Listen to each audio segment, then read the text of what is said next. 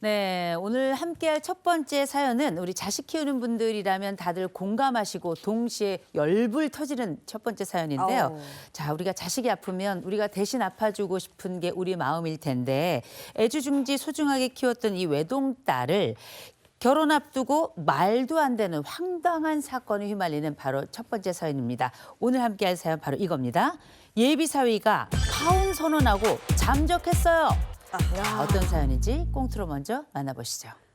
자나깨나 자식 잘 되길 바라는 게 부모 마음이라 했던가요?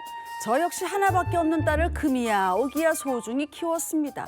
그렇게 금쪽같이 곱게 키운 딸이 결혼하겠다며 남자친구를 데려왔을 땐 기쁘기도 하고 서운하기도 하더군요. 엄마, 저기 인사해. 이쪽은 그 진택 씨야. 내가 예전에 얘기했었지.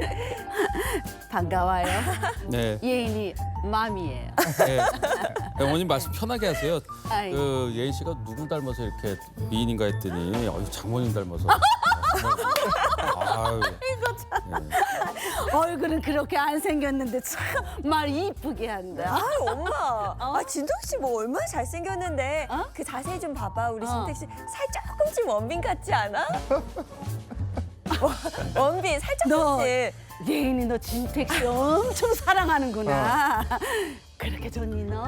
아니 그럼 엄마도 알잖아. 나 엄마 아빠처럼 그냥 하루빨리 행복한 가정 꾸리고 싶어 했던 거. 그러니까 나 진짜 진택 씨랑 정말 예쁘게 살고 싶어. 네. 어머님. 믿고 맡겨주십시오. 예인 씨 손에 물 한 방울 안 묻히게 하고 그리고 공주처럼 잘 모시고 살겠습니다. 나는 왕비. 네. 왕님. 그래. 그렇게 딸의 결혼은 일사천리로 진행됐습니다. 양가 어른들과 상견례 뒤에 결혼 날짜 잡고 신혼집과 예물, 가전까지 하나밖에 없는 딸이라 뭐 하나 소홀함 없이 보내고 싶어서 참 열심히도 준비했는데 그러던 어느 날이었습니다. 엄마 나 어떡해. 예인아 너 왜 그러니? 왜 무슨 일이 있어? 아니 왜 그래? 그 진택 씨가 나보고 파혼하재. 뭐? 아니 결혼식이 얼마 남았다고 파혼 이야기야? 둘이 싸웠어? 아니 그게 아니라 그 며칠 전부터 진택 씨가 자꾸 내 연락을 막 피하고 쌀쌀맞게 굴더니 어제 갑자기 문자가 와서는 파혼하자고 하는 거야. 아니 나 이대로 결혼하면 뭐 자기가 불행해질 것 같다 나 뭐라나. 엄마 나 어떡해. 내가 장서방에게 전화해볼 때 기다려 진정하고 기다려. 여보세요 장서방 날씨 예인이 엄마. 네, 어머님 잘 계셨죠? 잘 못 지내네. 어? 아니 자네 대체 이게 어떻게 된 건가? 갑자기 파혼이라니. 저도 죄송하게 생각을 하는데 근데 어쩌겠습니까? 제가 이 마음이 안 잡히는 거를 어쩌겠습니까? 죄송합니다. 아니 자네 이렇게 무책임한 사람이었나? 아니 결혼식 날짜까지 잡아놓고 청첩장까지 다 돌렸는데 이제 와서 파혼하면 내 딸 인생은 어떻게 되나? 네. 근데요, 진짜 곰곰이 생각을 해봤는데 저나 예인이나 결혼하면 둘 다 불행해질 것 같아서요. 죄송하지만 저 전화 일단 끊겠습니다. 죄송합니다. 저 끊겠습니다. 여보세요 장서방 야 장진택. 그렇게 예비 사위는 파혼만 통보한 채 잠적하고 말았습니다. 전 하나밖에 없는 제 딸 가슴에 대못을 박아놓고 무책임하게 파혼을 통보한 예비 사위를 절대 용서할 수 없습니다. 아니 결혼 준비하며 들었던 비용은 물론이고요. 정신적인 위자료하고 법적인 책임까지 지게 하고 싶은데 그럴 수 있을까요? 야, 이거 정말 황당한데 다 준비해놓고 파혼이라니요? 청첩장 다 돌렸는데. 근데 왜 메리지 블루라고 이게 극도의 결혼 앞두고 극도의 불안감을 느끼고 막 이런 게 있다는데 맞아. 이 예비 사위가 그런 건가 싶기도 하고 야 그래도 좀 자세히 한번 들어보죠. 예. 네. 다들 깜짝 놀라셨을 텐데 이 사연은 60대 A씨의 사연입니다.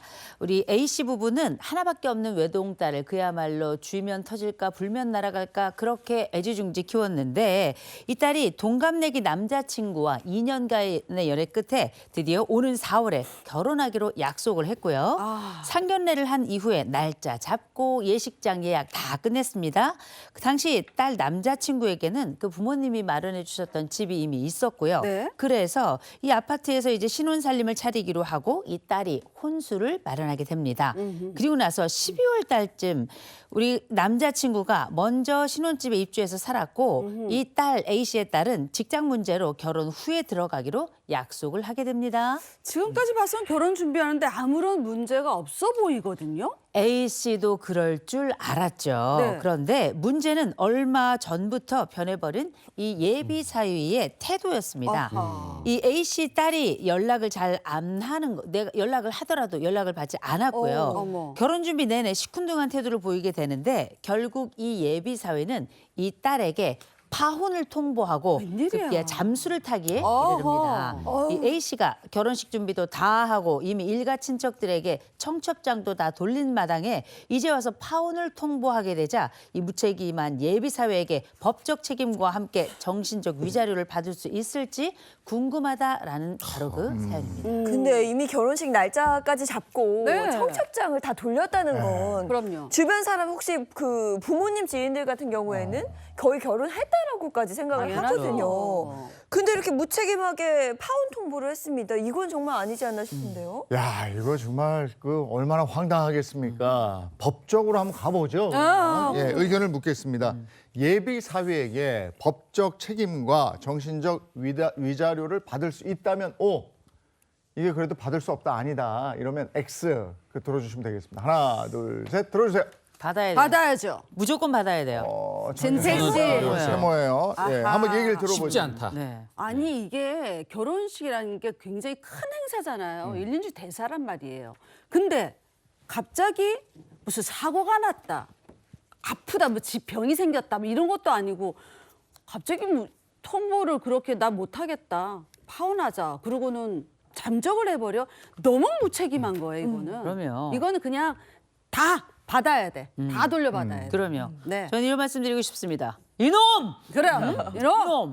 어? 옛날에는 우리가 혼인빙자 간음죄라는 게 있었어요. 네. 그래서 사실상 지금 이 상황 같은 경우는 벌써 뭐 상견례 다 끝났죠. 날짜 다 잡았죠. 예식장 잡았죠. 청첩장까지 다 돌렸다는 얘기는 이 두 사람이 양쪽 집안이 사회적인 합의를 다 봤다는 얘기와 다름이 없거든요. 이거는 제가 볼 때는 뭐 기망입니다. 이건 100% 기망이에요. 이놈! 그렇지. 아, 근데 진택 씨, 감정적으로 격해지셔가지고 막 이놈 하면서 막 이러시는 것 같은데 이놈! 이게 법은 네. 그렇게 감정적이지가 않아요. 오. 제가 법을 많이 경험해봤지 않았습니까? 그래서 예, 이렇게 뭐 손해배상, 뭐 정신적인 손해배상 뭐 이런 것 정도는 받을 수 있을 것 같은데 네. 이게 혼인 서약서로 뭐 이렇게 뭐 무슨 문서화된 이 혼인으로 뭐 도장을 찍거나 뭐 이런 게 아니기 때문에 법적으로 구제를 받기는 쉽지 않을 것이다. 그럴 것도 같네 또. 예, 냉정하게 생각하셔야 됩니다. 오늘따라 아니 얄밉네. 저도 장 기자 의견에 한편인데요. 그래요? 이게 혼인 신고로 무슨 이렇게 서류상 법적인 근거가 있는 게 아니잖아요. 그러니까 이거는 안 될 것 같은데. 그 역시 메인지는 게 아이, 이 남자들 이상한데. 남자들이 이 남자들. 잘못했잖아. 그러니까 어. 남자들 편 드는 거 아니에요, 이거? 냉정하게 아, 생각하셔야 우리 됩니다. 이거 궁금한데요. 전문가가 계시니까 강 의견 변호사님 구합니다. 기대합니다. O 아니면 X 들어주세요. 하나, 둘, 셋. 전 그러면 세모 O 오일 이렇습니다. 수도 있고. 예. 네. 아니 근데 이게 결혼을 앞두고 이렇게 파혼하고 이런 경우가 왕왕 있습니까? 사실 정말 많습니다. 아 그래요. 많죠. 이게 결혼을 약속하고 준비하다 보면은요, 준비 과정에서 서로 마음 상하는 일이 정말 많이 발생합니다. 네. 그래서 사실 상견례도 하고 결혼을 약속했지만 왜 식장 들어가 봐야 안다는 얘기 있죠. 맞아. 요즘은 사실 식장 들어가 봐도 모르는 일이긴 하지만 이런 일들 종종 발생합니다. 그런데 앞서 말씀해 주신 것처럼요. 혼인을 아예 했다고 하면 뭐 혼인 신고가 되어 있다면 이 부분이 명백할 텐데 약혼? 어디까지가 약혼이고 어디까지는 약혼이 아닌가 이 부분이 애매할 수 있어요. 결국 상황에 따라 달라질 수 있는데 제가 그럼 역으로 질문 드려볼게요. 네. 만약 결혼을 약속하는 과정에서 우리 혼수 같은 거 장만하기도 하잖아요. 네. 네. 혼수를 장만해서 가구 같은 걸 산 경우가 있고요. 또 결혼 약속하면서 고가의 어떤 그런 반지라던가 명품 가방 이런 거 교환하는 경우 있습니다. 어떤 쪽이 약혼을 했다고 보기가 좀 더 타당하다 이렇게 뭐 느껴지세요? 저는 둘 다 결혼을 전제로 이루어진 행위잖아요. 그래서 둘 다가 아닐까 싶은데 둘 다 약혼으로 봐야 되는 그래도 거 아니에요? 가격대로 보면 고가의 반지가 왔다 갔다 했습니다. 그래도 둘다 같아, 둘 다. 살림살이가 물론 상황에 따라 달라질 수 있는데 기본적으로 혼수를 장만했다고 하는 건 어느 정도 결혼을 약속하고 있었다 이렇게 보아서 약혼의 증거로서 인정이 되긴 합니다. 단순히 고가의 선물 받았다고 해서 바로 약혼으로 인정되는 것은 아니에요. 또 다른 예도 하나 들어보겠습니다. 이번에는 임신이나 출산한 경우가 있을 수 있습니다. 아니면 장기간 동거를 한 경우도 있을 수 있어요. 둘 중에 어느 쪽을 약혼을 했다 이렇게 볼 것 같으세요? 이건 좀 쉬운 것 같아. 임신 출산했다면 당연히 약혼했다고 봐야 아니, 되는 거 임신 아닌가? 출산은 그렇죠. 약혼이 아니고 어. 저건 바로 그냥 그 결혼 아니에요. 결혼인데. 아이가 있는데. 둘 다 맞아요. 장기로 동거해도 그럴 것 같은데요? 사실 이 부분이 인류적으로 판단하기는 어렵겠지만 우리 법원에서는 단순히 둘 사이에 아이를 출생했다는 것만으로 어떤 혼인의 의사가 있었다라고 볼 수는 없기 때문에 아이가 있다고 바로 약혼으로 인정되는 것은 아니고요. 이것도 그래요? 경우에 따라서는 장기간 동거를 했다면 이것이 어떤 혼인으로 나아가려는 의사가 있었다 보기도 합니다. 물론 인류적으로 판단할 수는 없습니다. 사안별로 달리 판단되는데 그때 종합적인 상황을 고려하게 됩니다. 예전에는 진짜 그 약혼식이라는 걸 했었는데 요즘엔 그렇죠. 약혼식이라는 게 없으니까 바로 결혼으로 가잖아요. 그렇죠. 근데 이 사례에서 보면 여기는 집까지 장만했었고 그렇죠. 그다음에 혼수 뭐 다 있었으니까 약혼했다가. 이건 약혼으로 봐야 되는 거겠네요. 네, 맞습니다. 이거는 뭐 약혼으로 봐야 되는 거는 무조건 맞을 네. 것 같은데 그 아까 장 기자님 말씀하신 그 논리에 제가 어떻게든 좀 이렇게 맞춰보려고 이 자리에 앉아서 고민을 많이 해봤어요. 그러니까 예를 들어서 약혼이 있었고 그걸 이제 해제할 때 일방 쪽에 과실이 있으면 손해배상을 청구를 할 수가 있거든요. 그러면 그 과실 같은 게 손해배상을 청구할 수 있는 그런 게 무엇이냐라고 한다면 일단은 법에서 예를 들어서 약혼을 했는데 상대방이 뭐 성년후견 계시를 받았다라던가 아니면 뭐 불치의 질병 같은 게 있다라던가 아니면 알고 보니까 약혼 이후에 다른 사람과 약혼이나 혼인을 한 경우나 약혼 후 다른 사람과 뭐 간음을 한 경우 1년 이상 생사가 불분명한 경우 이런 경우를 들고 있단 말이죠. 그게 이제 파혼의 사유를 들고 있는데 맞아요. 제가 이걸 앉아서 생각을 해보니까 그 어떤 사랑이 식었다.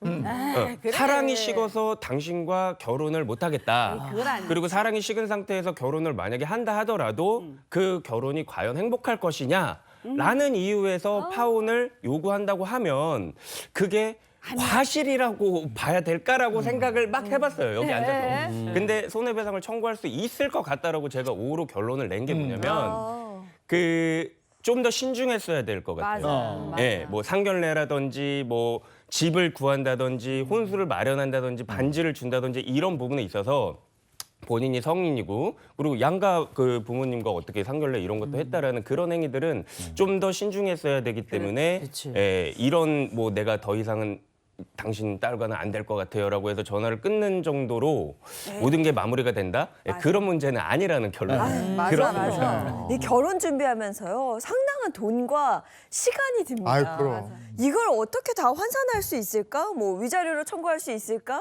이런 생각까지도 드는데 어쨌든 다 받아내야 되거든요. 어떻게 할까요? 사실 이 정신적인 충격은요 돈으로 보상을 할 수 있는 게 아닙니다. 그런데 이 약혼이 깨지게 되면은 정신적인 부분도 그런데 금전적으로도 손해가 막심할 수밖에 그쵸. 없습니다. 이런 경우에 약혼을 했다가 일방의 사유로 인해서 약혼이 깨지게 되면은요, 이 약혼 해제에 따른 손해배상 청구권을 인정하고 있습니다. 그러나 언제나 인정되는 것은 아니라 먼저 이 정도가 우리의 교제가 약혼에 이르렀었다. 이런 점을 입증해야 될 필요가 있고요. 그리고 한쪽의 일방적인 사유로 인해서 이 약혼이 깨진 것이다. 이 두 부분이 인정이 된다면 손해배상 청구가 가능합니다. 이 사실 결혼을 준비하면은 여러 가지가 있는데 예식장 예약하면서 예약금 같은 거 낸 부분도 있을 수 있고요. 맞아요. 혼수를 장만한 비용이라던가 아니면 쉽게 생각해봐도 예물 같은 거 마련한 비용, 예단도. 금전적인 그렇죠 예단도 있죠. 맞아요. 금전적인 지출이 있을 수밖에 없는데 이런 부분에 이제 직접적인 손해라고 볼 수 있고요. 이런 부분에 대해서 반환을 청구하는 것과 더불어서 정신적인 피해에 대한 위자료 청구도 가능합니다. 보통 1,000만 원에서 한 3,000만 원 정도 나오기도 하는데 이제 이런 부분들 사실 금전으로 다 이 마음의 상처를 치유할 수 없지만 맞아요. 적어도 금전적인 손해를 최소화하기 위해서 꼭 필요한 조치라고 보여집니다. 그래요.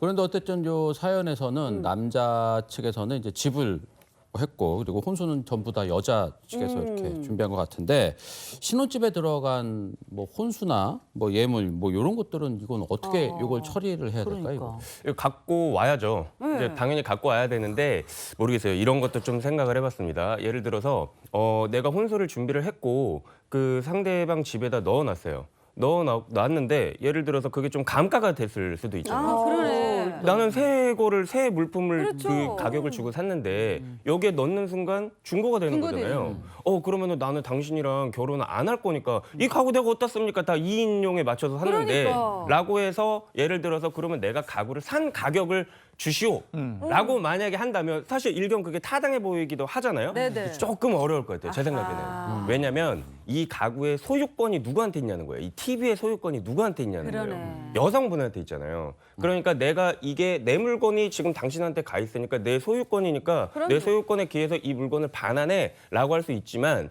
약간 내가 샀던 그 물품의 가액만큼을 보상해줘 이거는 살짝 어렵지 않을까 이런 생각이 듭니다. 영수증 보내면 되지 않나? 영수증이 없을 수도 있겠고.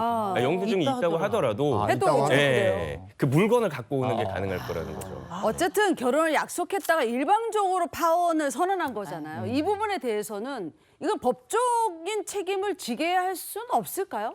해야 되잖아요. 이래저래 고민을 해봤지만 어쨌든 책임을 져야 될 문제인 것 같아요. 뭐 물건도 당연히 다시 그대로 가져올 수 있고 예를 들어서 뭐 이런 신중하지 못한 행위로 인해서 여성분이 정신적으로 굉장히 큰 피해를 입었으면 이제 정신적 손해배상 청구도 하실 수 있다고 보여지고 네. 아까 이호성 교수님 잠깐 말씀하셨지만 혼인빙자 가늠죄 이런 거는 이제 더 이상 문제가 되지 않기 때문에 그런 건 차치하고서라도 예를 들어서 이 결혼 자체를 어떻게 준비하는 과정에서 남자가 기망을 했다라거나 그런 게 있으면 또 사기나 이런 추가적인 죄책을 한번 생각해 볼 수는 있을 것 같습니다. 아니, 우리나라는 아직 결혼이 이 사람과 이 사람의 결합이 아니고 이 집안과 이 집안의 결합이 있어요.